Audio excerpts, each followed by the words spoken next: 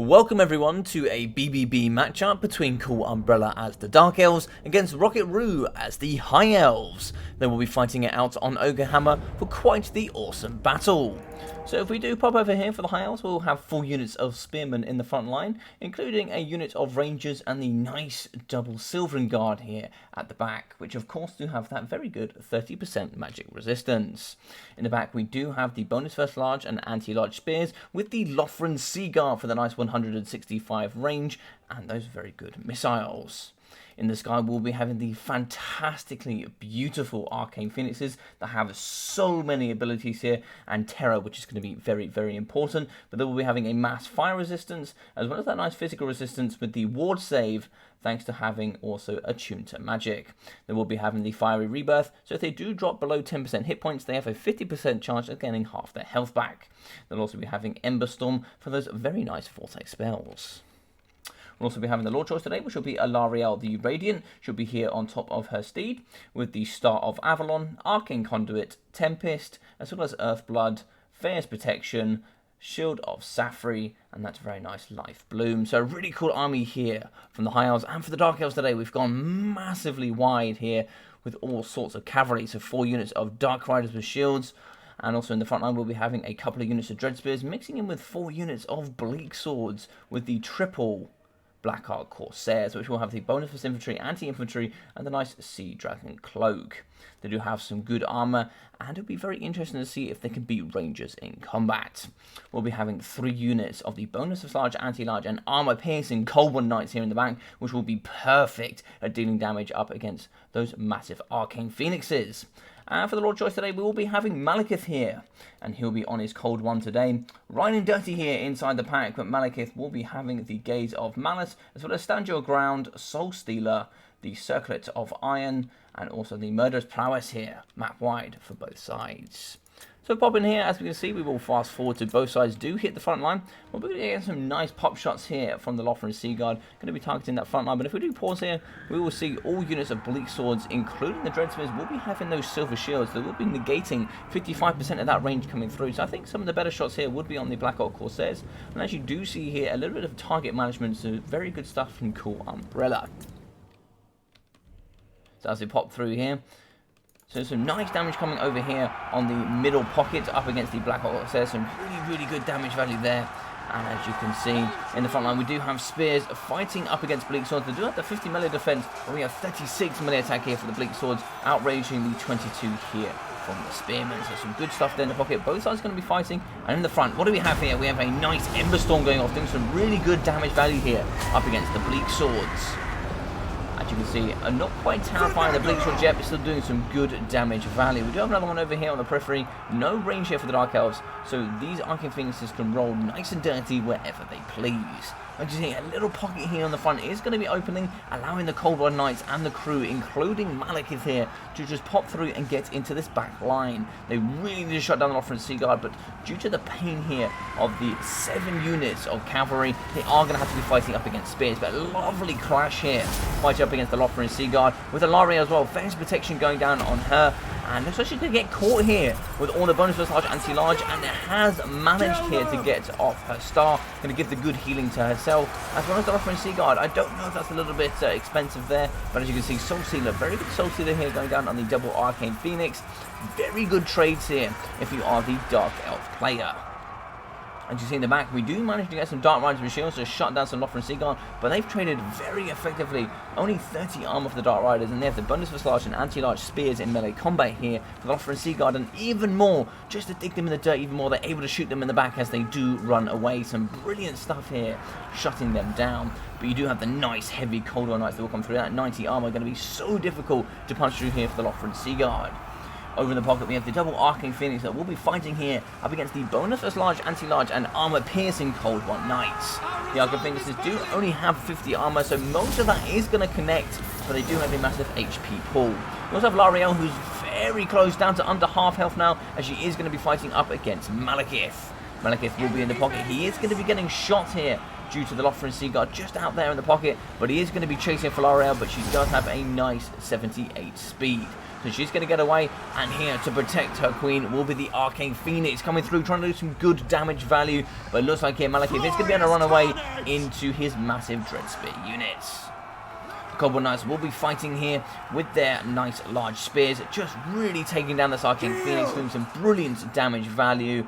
And as we can see, going nice and map right now, you can see everything is purple, and there's going to be white leaving the battlefield left, right, and center, shattering, breaking, and all sorts of terrible things here if you are a high elf player. As you can see, we do have some pockets of resistance, thanks to the nice elite Silvering Guard, and some good rangers here fighting the pocket for the bonus as infantry, anti-infantry, very good at carving against bleak swords. But they are going to be getting rear charged here, and we have lots of Black Ark Corsairs coming in left, right, and center to really take care of these good units.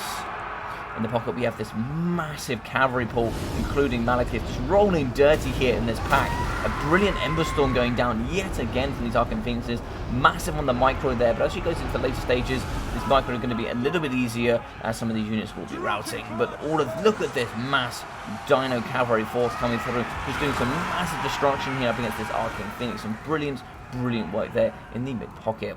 But we are starting to see a couple of units starting to break here for the Dark Elves. Bleak Swords as well as Dread Spears and units of Dark Riders are going to start to leave, as we can see here. Brilliant stuff. We're going to see a nice Star of Avalon going down for that healing for the double Arcane, but it's one Arcane has left. So some interesting stuff there. The second one is now also going to leave the circle. It doesn't really want to be getting caught here. You can see its healing cap, meaning it's taken some tremendous damage value. But it still has some healing left to go, so you want to get some nice Earthbloods on it there. Just keep that Phoenix fighting for as long as possible. It is super important. Nice charges going down here, as we do see the Dark Riders with Shields really taking care of these Spearmen. And as they're not going to be near their queen, they're really going to be struggling here on that leadership front. But in the pocket where it all matters, we will be seeing the double Arcane Phoenixes really trying to duel up. But Malekith here is actually under half health. Some really good work there from him. A nice Soul Stealer here to do some really good work. This Arcane Phoenix though has to... Oh, and it does go off.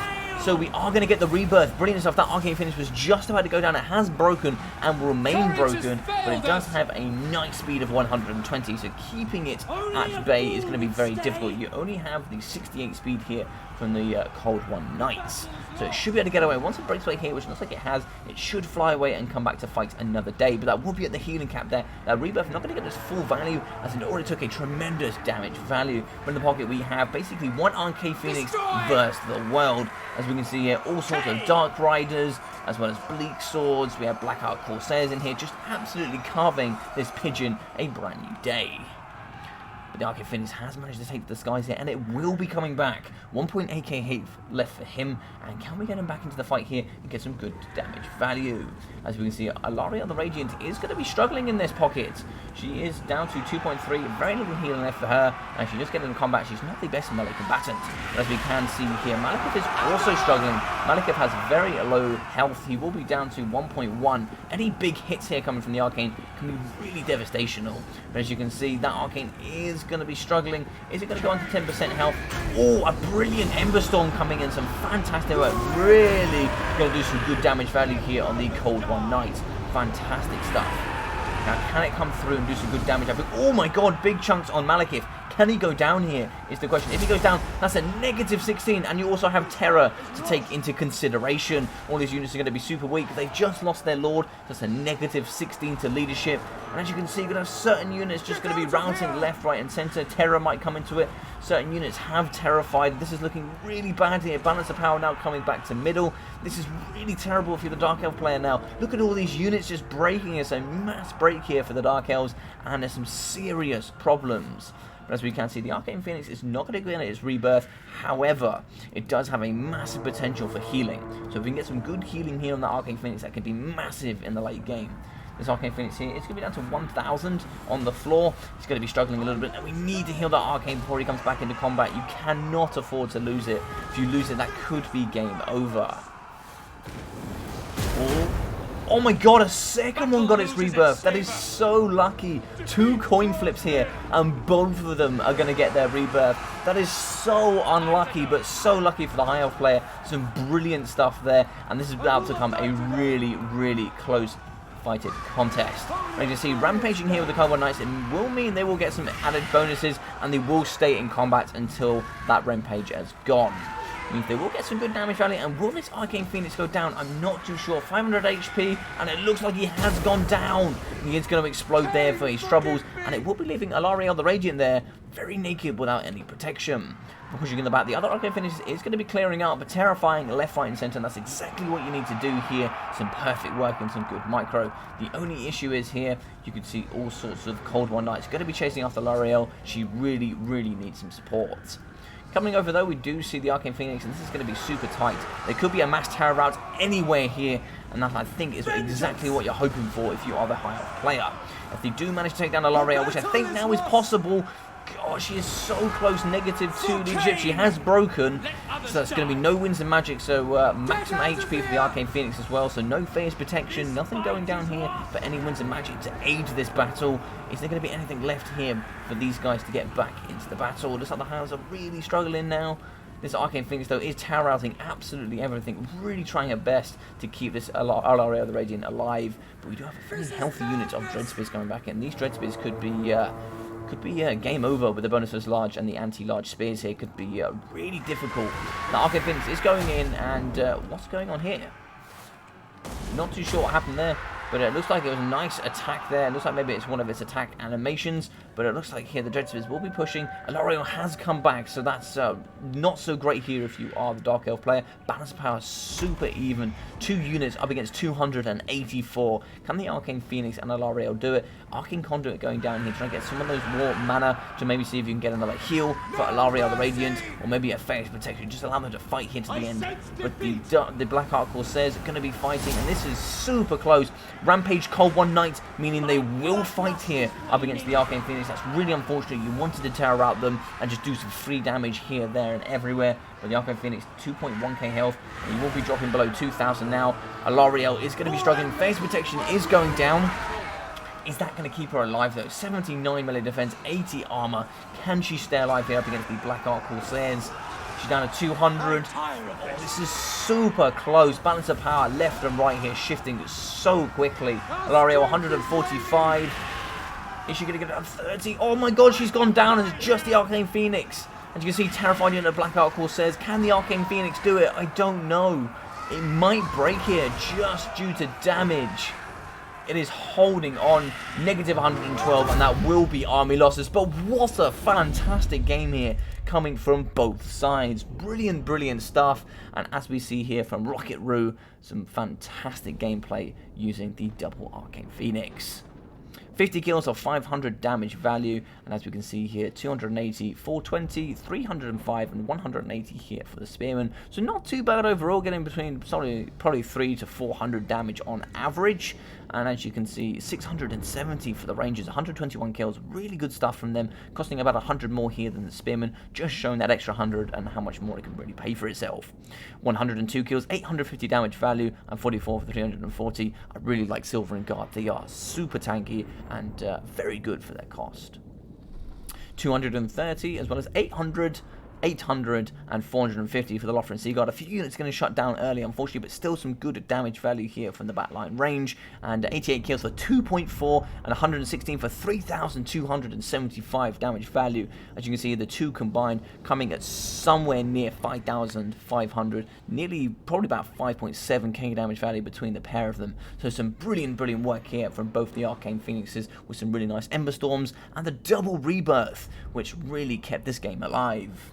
But well played to Coolumbrella, coming for 6 kills, 1,700 damage value for Malekith, 490 for the Bleak Swords, 500, 330 and 355. The Bleak Swords really had a field day here going up against Spearmen. Those melee stats really going to benefit them, especially when you have that martial prowess go. So some really, really good stuff there.